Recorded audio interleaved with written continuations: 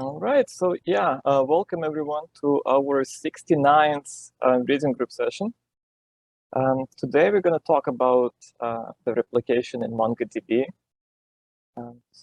This talk is based on the fault-tolerant replication with pool-based consensus in MongoDB paper that appeared in NSDI. Let's start. So I want to briefly talk about the replicated state machines in general, right? Because that's kind of the problem that replication in MongoDB solves. You know, we want to have a replicated state machine. We want to have multiple nodes having the same state for durability and for performance reasons sometimes as well, right? So what is a replicated state machine? Like in a very simplistic, like general way to implement them, we'll have a server that has some kind of a log of operations, of commands, right? So in my case, I have this server with the log and operation A, B, and C. And you have multiple of them, right? So in this case, I have 3. So the log is used to more or less order the operations, right? So ensure that they execute sequentially at the machine. And the execution of operation is being applied to some kind of state machine to change the state of the state machine. So in this case, we may have like a database, and right now it's at the state B because the operation B has been committed and applied to this state machine. And typically in the state machines, in replicated state machine, we have a leader that prescribes all of this operation ordering, right?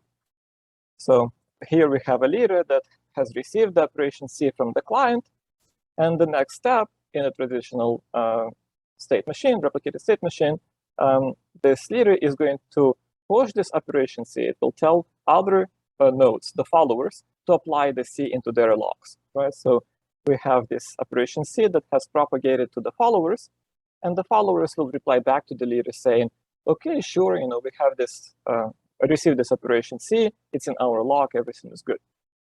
So once the leader has received the acknowledgement that the operation has been successfully replicated to other logs, other machine logs, it can commit this operation, like mark it as committed, apply it to its internal state, and at the same time, tell other servers, the followers, that this operation has been successfully replicated, so it's safe to commit, right? And at this point, when the followers receive this final commitment notification, they can mark this message, this log entry as committed, and apply it to their respective states. So now we back again to synchronized state. All the nodes agree on the state C because they applied all of these operations from the log in the same order. So of course, in practice, things tend to get a little bit more complicated, right? So in practice, we don't normally wait for all of the followers to acknowledge each operation because we want the system to be fault tolerant, right? So we want to be able to tolerate some number of failures. So in real world, we would have a fault tolerance. So this acknowledgement is not required from all the nodes. Instead, we usually wait for some quorum of nodes to agree on the operation to proceed, right? The leader itself is a problem in real world as well, because like who decides which node is the leader, and what happens if this leader, for example, fails, right? So there has to be procedures that more or less guarantee that there is only one active leader at the same time. And there are different approaches to kind of go with this, right? You can take this basic replication scheme and maybe put a configuration box that strictly oversees the leadership, who is the leader at what time, and so on and so forth. Or you can have the entire replication scheme being built on the consensus protocol, right? So like Raft. Raft is a very popular consensus protocol,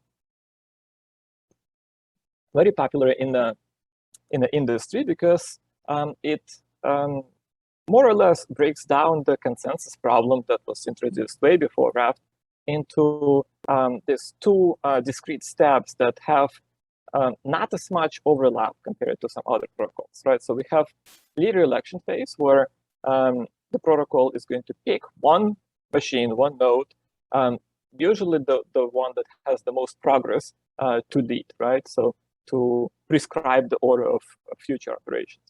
And then we have the replication phase, where that leader is going to push new commands and operations in their order to the followers. So these two phases, they are generally linked by a quorum system, right? So the leader in the phase one, in this leader election phase, is selected by the virtue of some quorum, and the replication also happens by a virtue of some quorum, right? So for the operation to be considered committed, it needs to be accepted by a quorum of nodes. And the overlap between the quorums that elected the leader and the quorums that replicate the data ensures that only a single active leader can exist at this, at any given point of time, right? So even if multiple nodes think they are the leaders, only one is going to be active, because only one is going to, the old ones is going to be caught by the overlap if it tries to replicate something, because it will replicate the operation, and the new leader was elected in a quorum, and this replication quorum will overlap with the leader election quorum of a new leader, and the old leader will learn that he is not a leader anymore. So that kind of guarantees the safety of the protocol. I don't have the picture for Raft, but it should be similar enough. So we have MultiPaxos, and what I want to show here is kind of the communication patterns that happen in consensus-based replication like Raft and MultiPaxos, right? So here we have leader election, where prospective leader is going to ask for votes from the followers. They will reply back, and then we have this replication phase where this leader pushes the commands onto the followers. The followers reply, say, okay, sure, we have the majority. Then the command is committed. Once the command is committed, you somehow need to communicate again to the followers that this command, this operation has been committed, right? So in Raft, this would happen, this would be piggybacked to another replication push, right? So you'll have this committed index being constantly sent from the leader to the follower, and that way the followers will know up to which point in the log the commands have been quorum committed. But yeah, the communication pattern, I guess, is the thing that I want to focus here. It all goes from the leader, and then all comes back to the leader. So now let's shift gears a little bit and talk about the push-based and pull-based replication, right? So the Raft protocol and this MultiPaxos example, it is push-based, right? So the leader in this protocol is active leader. It actively tells followers what to do and in what order. And I try to illustrate this in this example here. Once the command command D at the index position in the log 4 arrives, the leader is going to take this command and tell other followers, hey, here is D at the position 4, and they will acknowledge back to the leader. Right, so this is this push-style communication from the active leader. Now, we can try to change it around to a pull-based solution, right? So instead of having an active leader, we have a passive leader instead. And now we have the active followers who keep asking for updates, right? So for example, in this case, the leader has received the operation at index 4, the operation D. It doesn't actively communicate to the followers. Instead, it waits for the followers to ask for the update, right? And the follower are going to be asking for update from some previous point that they know, right? So in my case, the followers know that there was position 3 for the command C, so they're gonna ask, hey, can you give me everything after 3, right? And the leader in this case is going to say, sure, I have D at position 4. So, looks actually pretty similar, right? So the end result is, again, we somehow managed to get this command D at the position 4 on all of the nodes. And so the paper the MongoDB replication paper, essentially introduces this MongoRaft protocol, or at least I call it MongoRaft. And it is this Raft consensus, right? So, they took something that is safe, that is proven, that has been deployed in hundreds, if not thousands of different projects. And they changed the communication style from having an active leader to having the passive leader and having active followers that pull the data, right? So exactly, the picture illustrates exactly how it happens. But there is a problem, right? So if you remember, the leader can commit the operation only when it knows that some quorum of followers, some quorum has accepted this operation. But this full style communication actually doesn't give this information to the leader, right? So in this example here, the followers are going to ask for update, but there is no guarantee that they actually receive the update, right? So this is like, if I ask a question, there is no guarantee that I'm going to listen to an answer, or there is no guarantee that I'm going to follow the answer that I'm given, right? So in this communication, despite the fact that the followers do receive this operation D at the correct place in the log, the leader remains oblivious to the fact that they have received this, right? So the leader at the end of this communication loop still doesn't know whether there is a majority quorum, whether there is a quorum to commit this operation. So to solve this problem, we have to introduce an additional step, right? So, and this additional step is essentially propagating this commitment information, this acceptance information back to the leader, right? So, and this is the part that makes me cringe a little bit, because in the original Raft protocol, the communication is just one way, right? The replication is leader pushes the data, followers acknowledge, and by the virtue of this acknowledgement, the leader knows whether there is a majority quorum or not. Here, we have to take an extra communication step, at least in this very basic and optimized example, right? To actually deliver this acknowledgement back to the leader. Now, of course, this acknowledgement can be piggybacked to the next pull, right? So in practice, I suppose you don't have to pay the communication price for this.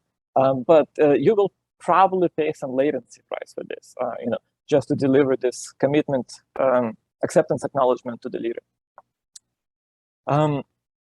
So if this pull-based communication creates this extra problem that will either make the protocol more chatty or increase the latency of the protocol, why do we even want this, right? Like, why MongoDB want this pull-based solution instead of the traditional push-based Raft? The reason, again, comes back to this example that I showed of how the protocols communicate, right? How the leader communicates with the followers. So if we look at the traditional leader-based consensus protocols like Raft and MultiPaxos, they all operate in this star topology, right? So the network topology is a star. The leader is in the center, and the leader communicates with everyone. This may be a limiting factor in real life, right? So that's kind of the argument that the paper makes, and it makes sense. The star puts this leader in the middle. It concentrates all the communication, all the processing, all the network bandwidth around the leader. Now, with the pool-based kind of solution, we can start to play around a little bit, and instead of asking the leader, like pulling the data from the leader, you can always try to ask some data from other nodes, right? As long as you are smart enough about like avoiding the loops that I ask from someone else and that someone else asks the data from me, and we have a loop and no one learns anything. If we can avoid this ask loops, then we can create a more interesting topologies, right? So here I illustrate one of this topology where maybe we have a leader, and then some node asks for the update from the leader, this yellow node, and it has two more nodes that will ask for these updates, for the replicated data from this node, right? So we can build more interesting topologies that offload a lot of the network communication away from the leader, and they can be useful for quite a lot of scenarios. For example, they can be useful for wide area deployments, right? In this case, maybe the bandwidth of this cross-continent, cross-Atlantic link is small, or maybe it's too expensive, so you don't want to have this star topology where the same data travels through this North Atlantic link like 3 times, when you can just send it once and have it re-replicate locally over here. So that's kind of the major advantage, by asking from the neighbors, right? By pulling the data from the neighbors instead of having the protocol that concentrates on the leader, you can build these interesting topologies.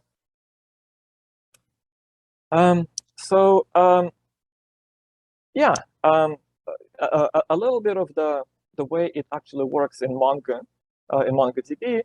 So in the terminology borrowed from the paper, we have something called syncing servers and the sync sources, right? So the leader is a sync source pretty much all the time in a stable kind of situation when we have a stable leader. Not in the middle of the failover, but once the system is stable, the leader is the sync source, right? And then we can have, for example, this, what color is it? I guess purple node. It is a syncing server, and it's asking for the data from the leader. So the leader is the sync source for this syncing server. Now, we can also have this yellow node here that is acting both as the syncing server and the sync source, right? So it is the syncing server in the sense that it asks for the replication data for the updates from the leader, but it also acts as a sync source for these 2 other follower nodes.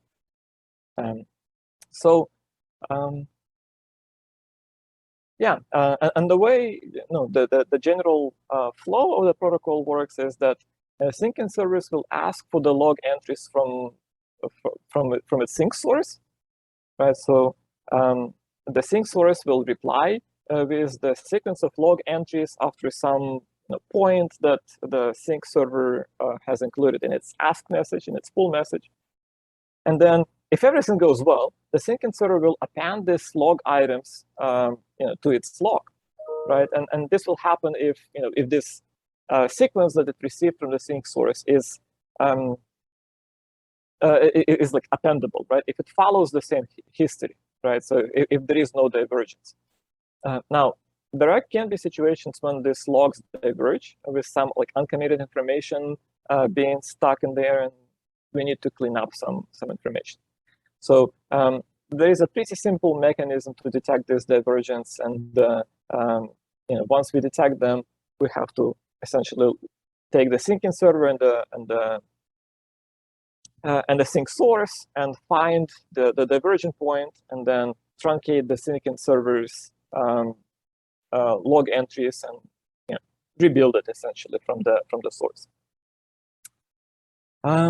And finally, the syncing server has to notify the source about how up to date it is. And this notification kind of propagates,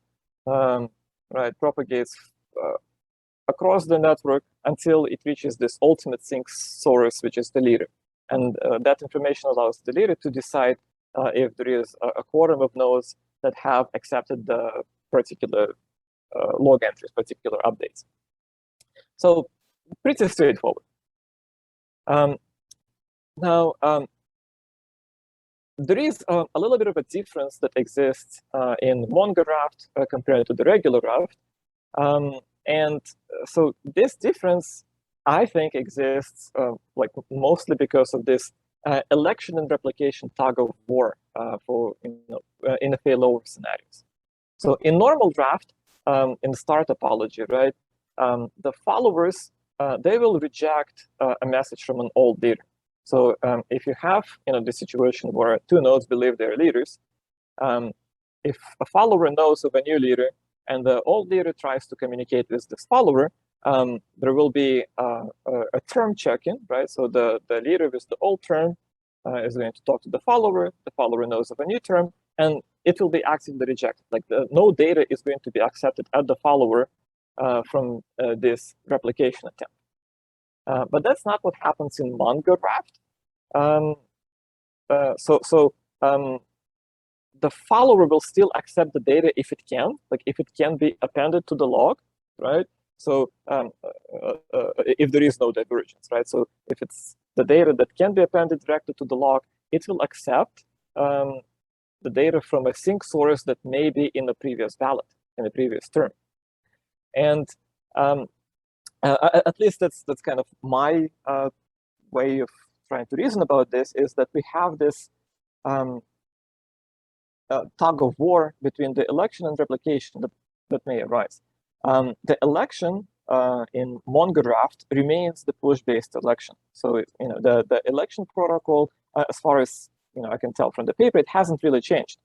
So I think it is more likely that more likely than in regular Raft, when a follower is going to elect a new leader, update its term, but still haven't received the legit updates from the previous leader in the previous term, right? So, and you don't want to kind of lose them and then go through some additional recovery. So if these updates can be still learned, by this pull mechanism, we still want to learn them, right? Now, of course, you should never let the old leader know that you kind of accept the old leader's operation. So you accept the operations if you can, you put them in the log, but you still send this rejection message along the way, right? So you accepted these messages hoping that they have already been committed, but just in case you send, hey, I have a newer term kind of rejection, in case they were not committed, so that the old leader will never think about these operations as reaching quorum. Let me go through the example here. So I have 5 nodes, and suppose that a leader election just happened, right? So the log entries, the operations A and B, have been replicated in term 2. So this operation C starts in term 3, and this node, the first node, is the new leader for the term 3. And this node is the leader, let's say leader for term 2. So the last node here doesn't have the operation B, and it has the old leader as the sync source. So it will naturally try to pull from its sync source. And its sync source is going to tell the data. And in this case, the data that the last node doesn't know is this operation B. And this is correct and legitimate data, right? It's an operation that actually have been majority committed, and it's safe. So this node gladly accepts this, but it does know of this higher term because I guess it participated in the leader election to like this guy is the leader. So it will actually send this message to its sync source saying, sure, yeah, I received your message, but look, I have a term 3 now, so you're kind of out of date.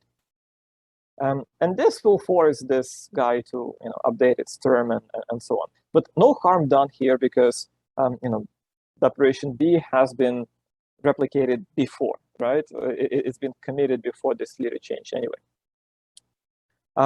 The alternative, of course, is if we try to pull uncommitted data from the old leader, right? So again, similar situation. Operation A has been committed in term 2.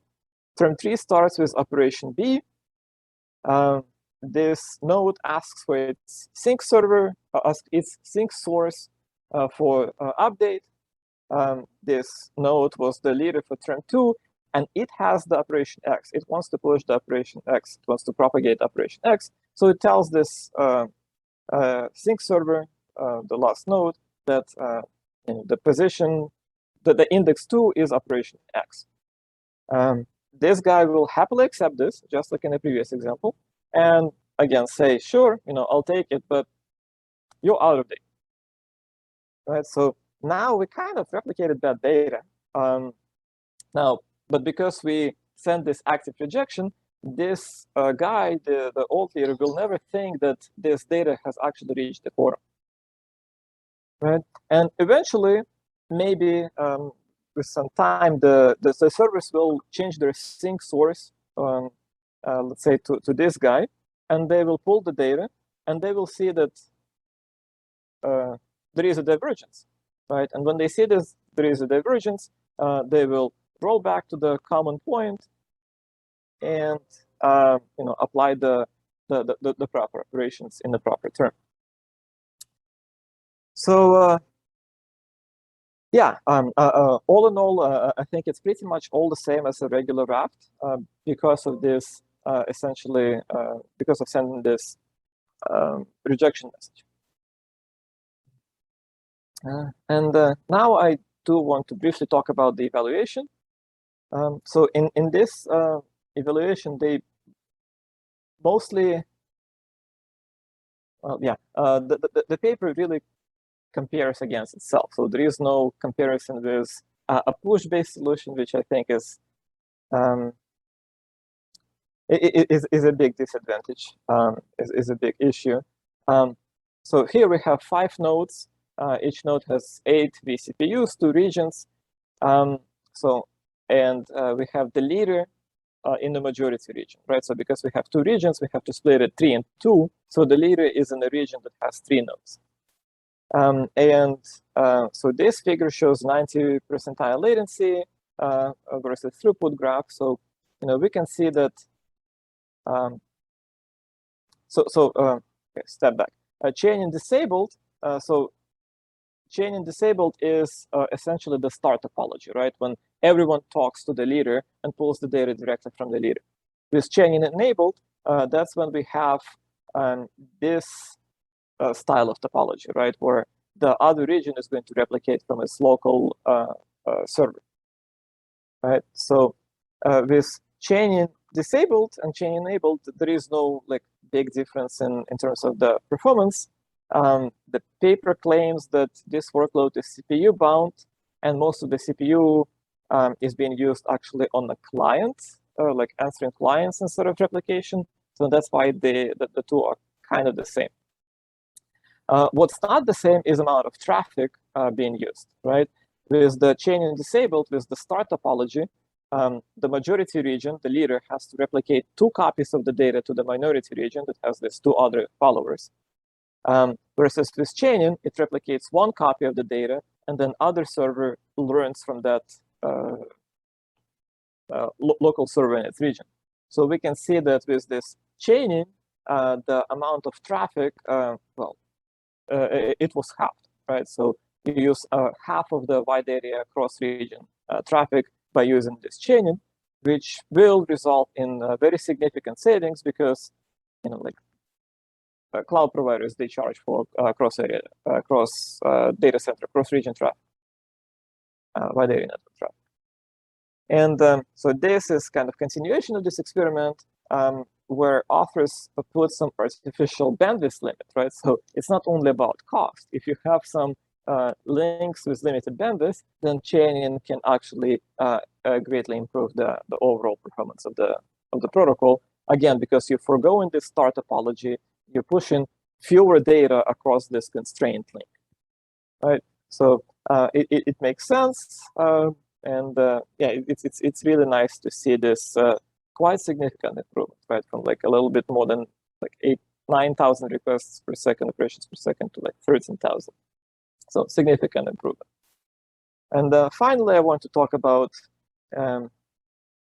leader election. So this is an availability due to election timeout. I think what caught my attention is in 10 seconds, you can change the leader. So under a normal operation, 10 seconds is the hiccup, the maximum hiccup you're going to experience. And I believe this data was pulled from Mongo Atlas, which is the managed Mongo service. So this is I believe representative of a production data. So 10 seconds for failover. That's really nice. Okay, that's all I have for this presentation. I think I went a little bit longer than I hoped to talk about.